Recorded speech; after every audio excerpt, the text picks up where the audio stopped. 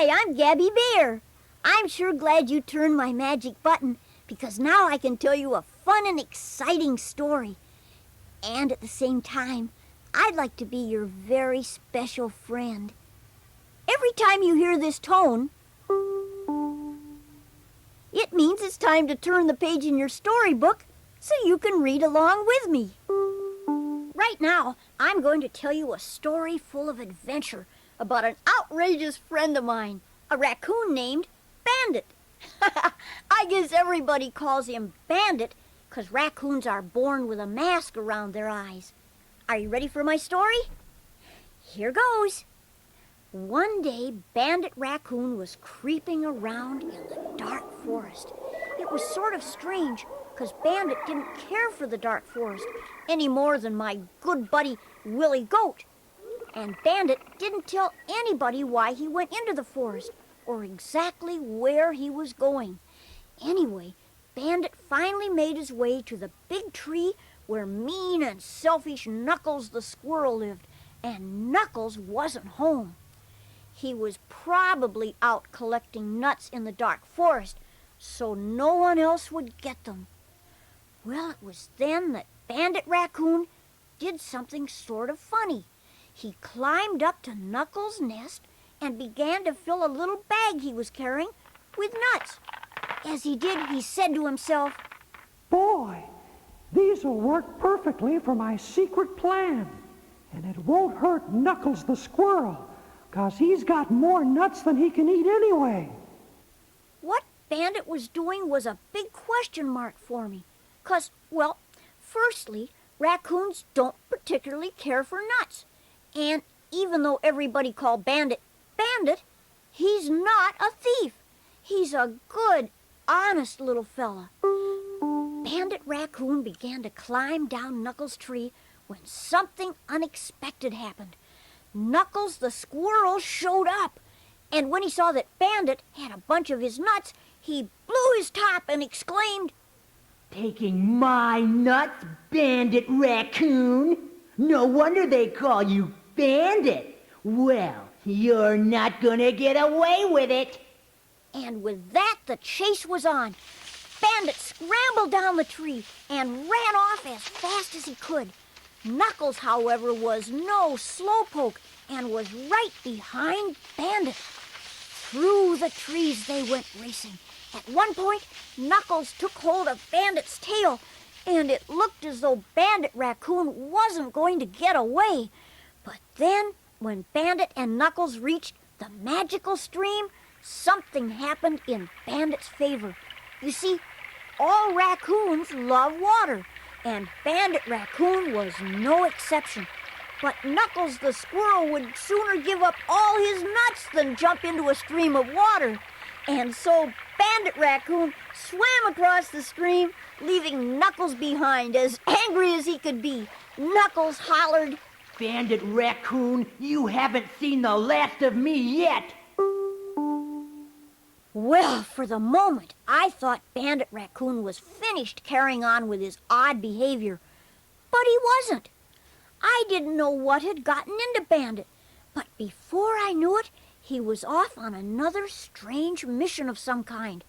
When Willie Goat heard about Bandit's escapades, he said to me, "I think Bandit Raccoon has flipped out or something. I mean, he's been acting mighty weird." And weird it was, 'cause Bandit snuck into an area of the woods not too far from my place.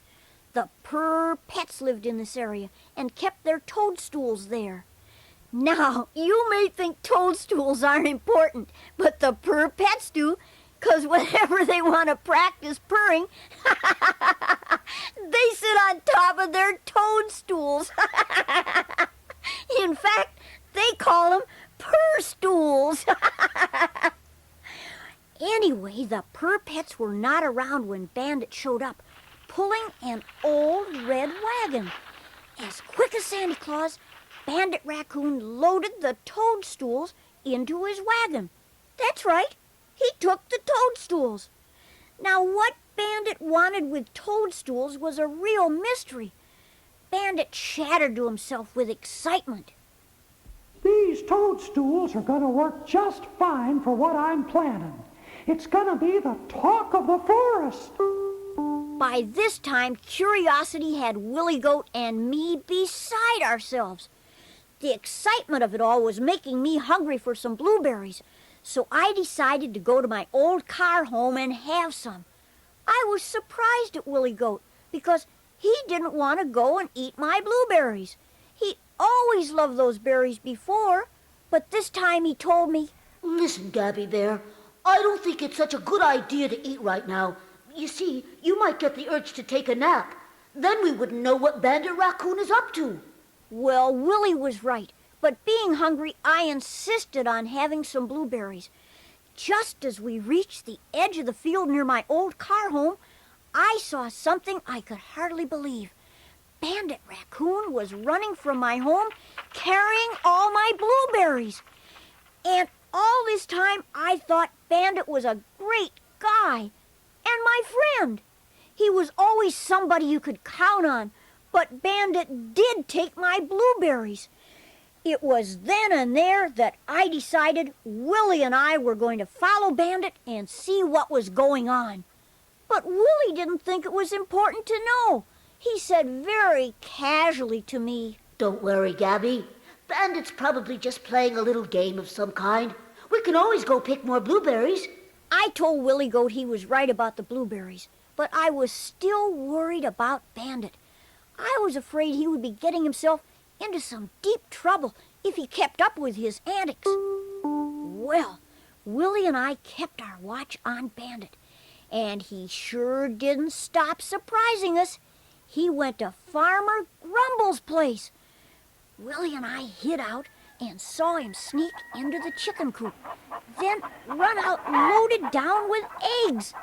The chickens were squawking something awful. Farmer Grumbles heard the commotion and came running out of his tool shed. He saw Bandit Raccoon scampering from the chickens. He shouted, Come back with those eggs, Bandit Raccoon. If you don't, I'm gonna make a kitchen mop out of you. Of course, Bandit kept right on running, but Farmer Grumbles wasn't about to give up, so he began to chase after my raccoon friend. Bandit Raccoon wasn't too fast on his feet. Willie and I were worried. Willie commented, We better do something to stop Farmer Grumbles, Gabby. I don't want to see Bandit Raccoon hanging on the end of a mop handle. It was then that I came up with an idea to distract old Grumbles so Bandit could escape. I whispered my plan to Willie, telling him what to do, and he did it. Willie ran out in front of Farmer Grumbles and began to do somersaults. That's right, somersaults. You see, Willie would run, dip his head and stick his rainbow horn into the ground. Then he would flip his back legs into the air and over he'd go. He could do several somersaults in a row. My plan was working because when Grumbles saw Willie Goat, he gave up chasing Bandit. Farmer Grumbles wanted Willie Goat far more than those eggs. Phase 2 of my plan was to get Farmer Grumbles to stop chasing Willie. So I ran out from hiding and made sure that Grumbles saw me. And sure enough, when he saw me, he stopped running after Willie Goat. Farmer Grumbles hollered out at me. I should have known it was you, Gabby Bear. You make more trouble than any 10 bears I know. Farmer Grumbles chased me, and I've never seen him run so fast. Then, when he was close behind me, he dived, arms outstretched to tackle me. I ducked, and over my head Grumbles sailed. He landed in his pumpkin patch, head first into a large pumpkin. His legs were kicking in the air as he yelled with his head still inside the pumpkin. If I ever get my hands on you, Gabby Bear, I'll turn you into a jack-o'-lantern. Willie and I managed to escape Grumbles' farm, and I guess Bandit Raccoon did too, 'cause we didn't see him anywhere. In the dark forest, Rough Wolf came home to his den after a hard day of being unfriendly to other animals. And what he found in his den made him more unfriendly than ever. Someone had made a mess out of his place. There were eggshells all over the floor, and nutshells too, and someone had been using the fireplace. Rough Wolf angrily said, Ruff! Whoever did this is gonna have to answer to me with fighting words. Ruff! I've never felt so unfriendly in my life. Ruff! About that time, Knuckles the squirrel showed up. Knuckles was still steaming mad over losing nuts to Bandit Raccoon. He told Rough Wolf, I recognize those nutshells on your floor, Rough Wolf. They're mine. Bandit Raccoon took them from me. That means he's the one who messed up your den. With that, Rough and Knuckles began a search for Bandit Raccoon. They promised each other they were going to teach Bandit a lesson for what he had done. And it wasn't long before they found some of Bandit's paw prints and were hot on the trail. Meanwhile, Willie and I looked high and low for Bandit Raccoon, and everywhere we looked, we found wanted posters for him. Farmer Grumbles posted them on trees and fence posts. The posters had a picture of Bandit on them with a reward notice of a free barrel of fresh vegetables. Well, Willie and I couldn't find Bandit anywhere. Willie suggested that he and I go back to my old car home and set a plan to find Bandit and get some rest. It sounded like a good idea, so I agreed. Well, when Willie and I got to my old car home, I almost fell on my ears, 'cause there was Bandit Raccoon wearing a big smile. Along with him was Robin Raven, Fooly Fox, and Fox. The Purr Pets were there also, and so was Pristine the Pig. And to my surprise, the Peck brothers, Glenwood and Sherwood. They flew down to join us. Willie counted to 3, and when he did, everybody cheered and exclaimed, "Happy birthday, Gabby!" All the outrageous stuff Bandit was doing was for a surprise birthday party for me. Willie told me, I told Bandit Raccoon he could take your blueberries so he could make a blueberry cake. And the Purpets said it was okay to use their toadstools so we would all have chairs to sit on during the party.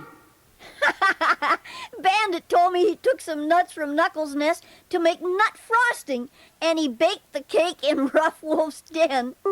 But suddenly, Rough Wolf and Knuckles the squirrel showed up, having trailed Bandit's paw prints. It looked like my birthday party was going to be spoiled. Rough Wolf stared at Bandit Raccoon and said, Bandit Raccoon, Knuckles and I have been looking for you. You've been messing around our places, and for that, you're going to pay. Before I could do anything, Rough Wolf and Knuckles the squirrel grabbed Bandit by the fur on the back of his neck and carried him off into the woods. All my friends were terrified for Bandit as they looked on helplessly. Well, it didn't take me long to know that we were going to have to stop Rough and Knuckles and bring back Bandit for the party. I told everyone to follow me as we ran into the woods after Rough and Knuckles. When we caught up to them, we discovered they were making poor Bandit pick up every nut on the forest floor, one at a time. Bandit then had to take the nuts and polish them. Then he had to put each one in Knuckles' nest. And I saw the look in Rough Wolf's eyes. He was thinking of raccoon roast for dinner. This made me angry because Bandit meant no harm to anyone. I thought for a moment as to what I should do. Then it came to me. I offered Rough and Knuckles a piece of cake in exchange for Bandit. That's right, a piece of cake. You see, I knew as tough as those two guys were, they had a weakness for cake, and so they accepted and let Bandit off the hook. We all went back to my place. Oh, and about the eggs Bandit took from Farmer Grumbles' chicken coop, the chickens wanted him to have the eggs. Bandit told me the chickens were squawking because it was their way to cheer him on to get away from old Grumbles. Everybody had a great time at my party, and it was fun being together. And to make things even better, Bandit wrote me a birthday song. It went like this. Happy birthday to you. We're glad what we could do. Happy birthday, dear Gabby. Hope this makes you happy. Well, that's my story about Bandit Raccoon. He's now acting like his old self, but I'm going to keep my eye on him around my next birthday. So it's goodbye for now. Hope you had a good time. I sure did. And remember, the next time you want to hear a fun and exciting story from Gabby Bear, just turn my magic button.